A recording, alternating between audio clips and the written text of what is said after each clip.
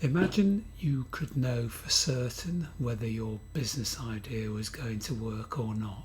In this video, we won't be getting that level of certainty quite, but we will be getting further along the path towards it, so stick around.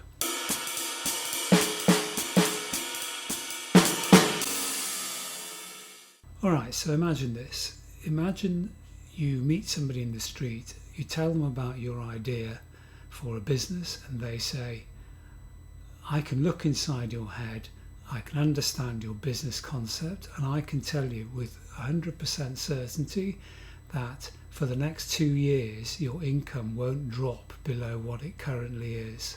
Would you leave work the next day? So let's just look at the answers to that question and see what that can tell us. That tells us you're engaged and motivated to start something on your own.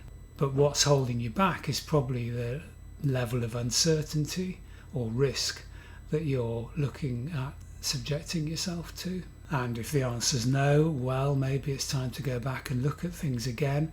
Maybe if it's a no, this is perhaps not the right time for you. There's no point in beating yourself up because you haven't started something if it's just not the right time. So this video, we're looking at the topic of risk and what we can do to help identify, reduce, and basically get the problem under control. So the way I earn my money these days is by delivering large programs of work for firms. Obviously, risk is something which we deal with day to day, and it strikes me that some of the techniques that we use in measuring risk, even in the biggest companies, we can apply just as easily to what we're trying to do here.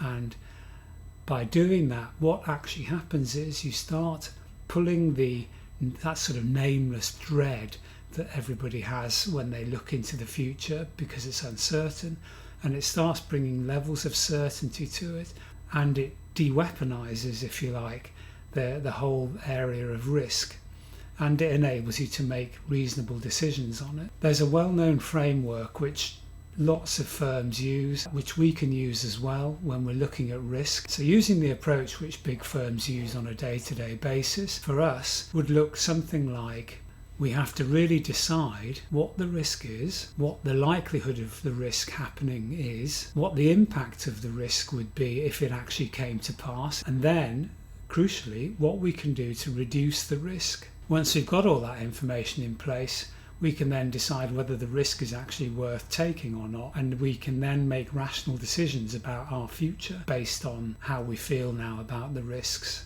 So I'm going to take you through the normal risk scoring framework, and we can see how it actually works and how we can actually score these things. Okay, so this is the standard risk matrix, which is in sort of common use.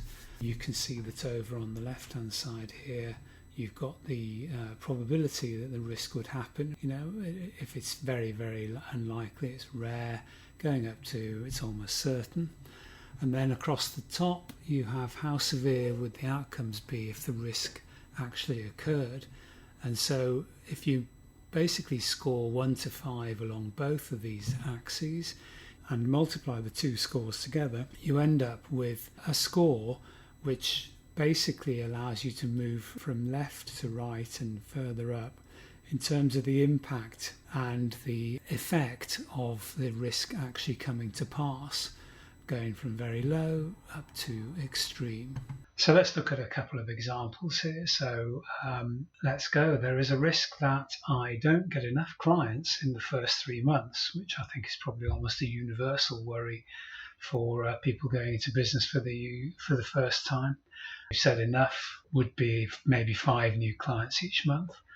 What would happen if that risk actually did happen and we didn't get enough? Well, our cash flow would be negative or wrong, our forecast would be wrong. And secondly, we actually wouldn't have enough money to pay for the bills or pay suppliers. Let's put some scores in. Let's say that the impact of that, let's say we've got a healthy cash buffer, and let's just say the impact is 1. The likelihood we think possibly is, let's say 2, and that drives out an overall risk score of 2. It's green, which means it's acceptable. And then we could say, well, all right, what will we do if we need to mitigate this? So in order to make this realistic, let's say, in fact, that our impact is more like 3, and the likelihood of it happening is, say, 3 as well. Now you're now moving up into the fairly high risk category, and we need to start mitigating these risks. So what we could do is we could build more of a buffer into our client list, getting some more lined up. We could contact the clients before we actually start the business and see what their needs are, get them ready to buy from us. And we could plan 3 months ahead. Then we can go back here and rethink about what the likelihood would be of actually this part happening, namely that we don't have enough money to pay the bills. And we might say that that's actually gone down to, rather than being 3, it's gone down to 1. The impact hasn't changed. If it did happen, it would still have that impact, but 3 times 1, and then we can put that in here, and that becomes 3, and we're back down in the green again. We successfully mitigated the risk. Let's try another one. Here's another standard risk for people going into business. My clients don't pay me. Either they go out of business, they refuse to, they dispute the bill, whatever. They don't pay me. That means, again, your cash flow is poor. Maybe suppliers won't give us credit. The impact of this will be 4. And the likelihood, let's say, for the sake of this example, let's say that 2 is 4. We're now up into the red risk zone, and we really need to try and mitigate these risks.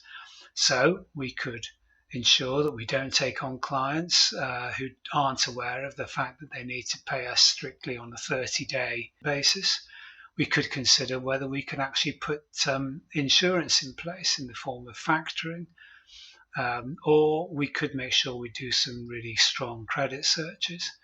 And if we do all of those, let's say that the likelihood of the actual fact of clients not paying us won't come to pass. Maybe that drops the likelihood from 4 down to 2, which would make 4 times 2 would make this score here 8. That's still quite high, but it's certainly better than moving into the red zone, and so that those are quite good examples. All right, so I hope you found that useful. The idea of this, though, is that it moves the idea of risk from being that sort of grey, nameless, 4 o'clock in the morning horror, and moves it into something where you've actually looked at the risks, you've worked out what they really are, what they might actually do to you if they came to pass, and what you can do to reduce them. The point about that is that the risks become manageable. So the reality is with risks that once you've looked at them, frequently they lose their potency because you can see a way around them, or you can reduce them, or knowing that they're there means you can still accept them, but you're alive to the idea that you have to be careful in that area. The whole thing is that the level of anxiety relating to risks has dropped significantly. In this way, we've moved risks into the place where we can start to deal with them logically, and before we start into business, we've already got the idea of the risks and what we're going to do about it. Anyway, I hope you found that useful. It's something which I'm sure many of you have come across many times before. Doesn't matter, maybe you haven't seen it in the context of something where it actually relates to your day-to-day life, and I hope you found it useful. There's more of this coming along soon in more videos.